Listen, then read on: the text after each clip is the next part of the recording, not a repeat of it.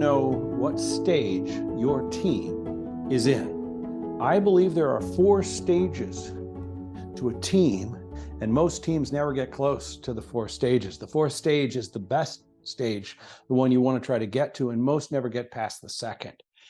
Now, I'm going to talk through the phases and why you might not get there and how you might, but I also want to talk about the comparison between the 4 stages of a team, which are interestingly very similar to the 4 stages of a relationship, which are strikingly similar to the 4 stages of life that you go through as a person.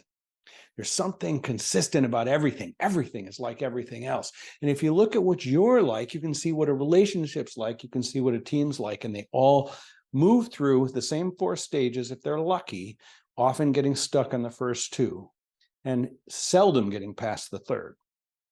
And the teams I've started, I think I've only gotten to the 4th phase once, maybe twice. I've definitely seen it in a few places. Now, the first stage of life is one where it's just learning the interface. You become fascinated and enamored by the exciting everythingness about everything. So it's like, oh my gosh, I have arms, I can move them. Oh, I have fingers, I can touch things.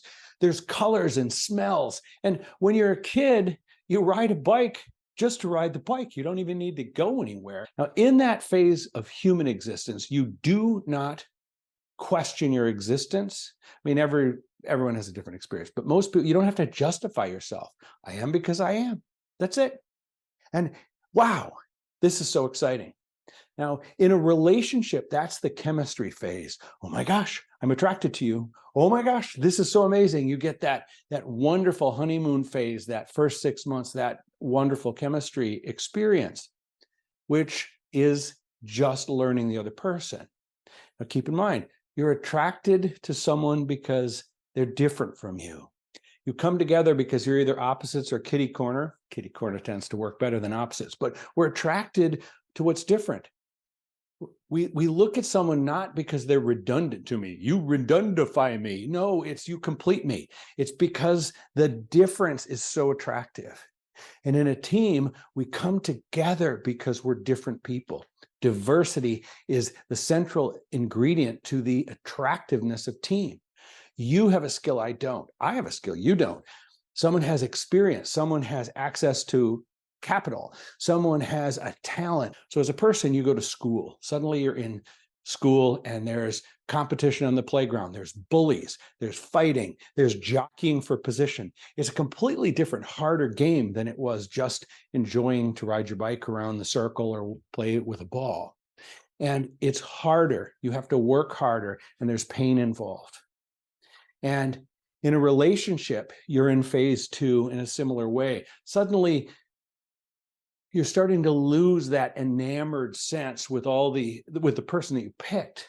And instead, you're dealing with their idiosyncrasies. You're dealing with their weaknesses. Oh, you're human after all. Oh, I'm tolerating you now. And that's what happens with a team. Your team has a complex version of that. Wow, it was so fresh and new. It seemed so exciting, but now it's like, you do a certain something that I don't like. I don't like the way you communicate. You bug me. I bug you. I do a thing that annoys you. And suddenly it shifts. The excitement wears off and you're in a spot of tolerating the idiosyncrasies around you. That's as far as most teams get. And let me tell you why. You miss that magic fresh start feeling. You miss the feeling that we're something special. And so what you do is you start ejecting team members and getting in new ones. Bring in some new blood. That'll do it. Because the addiction to that feeling of the first stage makes you reach out and add new team members, get rid of the old, with this mistaken idea that they won't be human. They're just going to be magic. And they get in there, and what do you find? They're people with their flaws, and suddenly end up in phase 2 again, where you're just tolerating each other's differences. That's what happens to marriages, relationships. You break up because you miss that in love feeling. You miss that stage 1 feeling. Companies and relationships are ever trapped in the cycle of going back to phase 1, up to phase 2, back to phase 1, up to phase 2. Now, let's talk about phase 3. A lot of people do get here. In phase 3, you suddenly say, you know what?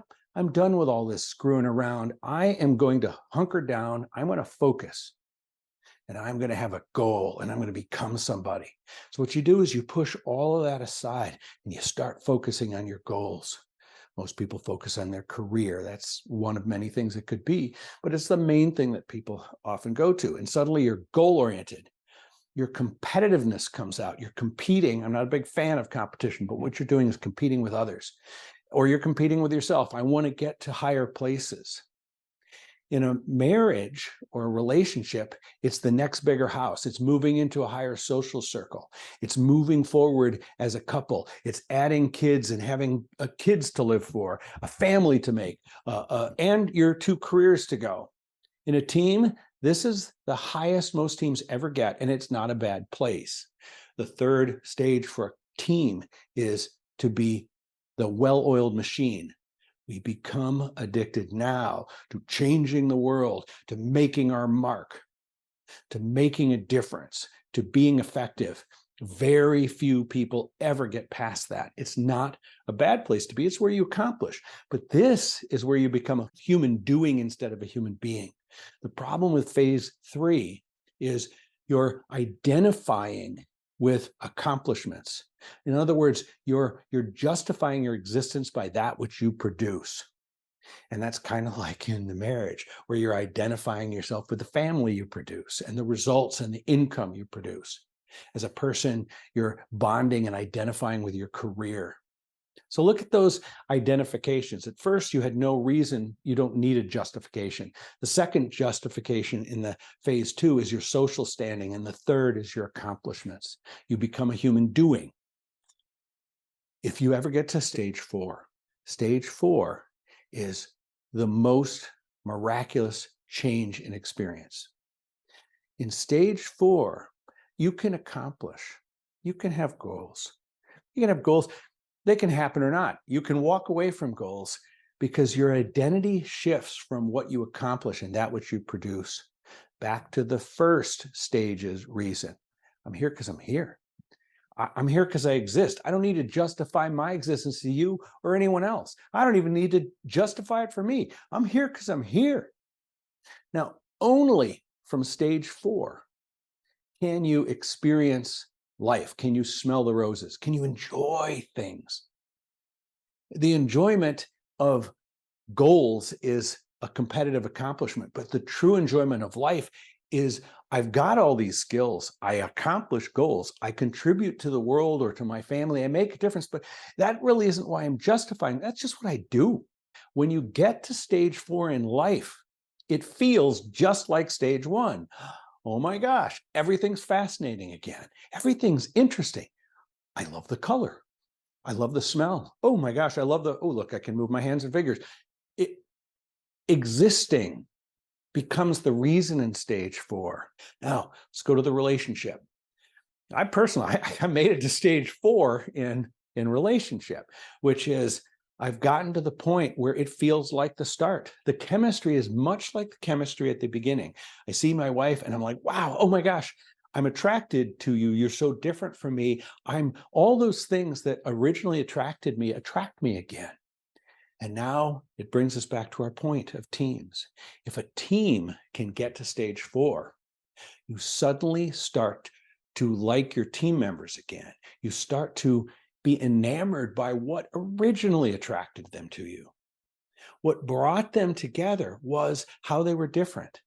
And you've worked through and past that phase where it's just tolerating the annoyances, knowing intellectually that their value is there, to actually getting excited about the team members again and loving the fact that that person has this skill, they have that experience. I have my gifts and you have yours. The truest loving of your work happens if you can get to that place where, yes, you're a great machine together. And yes, you accomplish goals, but you're not a machine anymore. You're human again. See if you can spot what stage you're in. Try to avoid that cycling between stage 1 and stage 2 and work up through stage 3 to get to this place where everything is fascinating and amazing again.